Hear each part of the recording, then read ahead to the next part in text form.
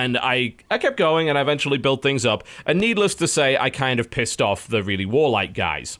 Mostly because I was going to say, wouldn't they just attack you? They're gonna... Yes, but they didn't have spacefaring technology, so they couldn't. So they were like the last ones in there. And they were getting really pissy and things like that. So what I decided to do is, I'm going to steal all your technology, which really pissed them off. And then what I'm going to do is sow the seeds of discord. I'm going to piss you off to the point where you start a war with somebody else, which will then cause the Federation to have to intervene. And then I'll slowly bring everyone else into the war, crush you, and then my Federation will be complete after the genocide of only 2 races.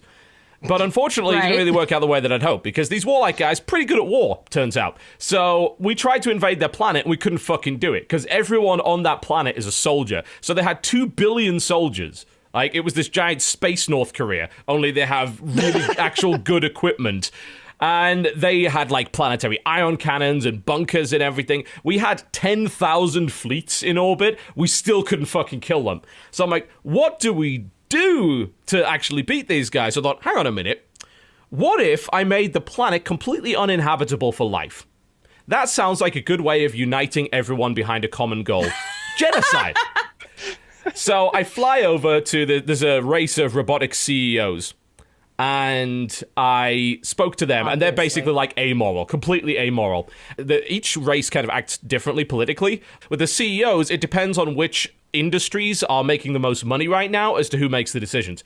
So I found one that was okay with dumping toxic waste on planets. So I paid them over and over and over again to dump toxic waste on the last remaining planet of this race, poisoning the atmosphere to the point where 2 billion people over the course of the next 6 solar months died. So yes, I committed genocide, and I won the game.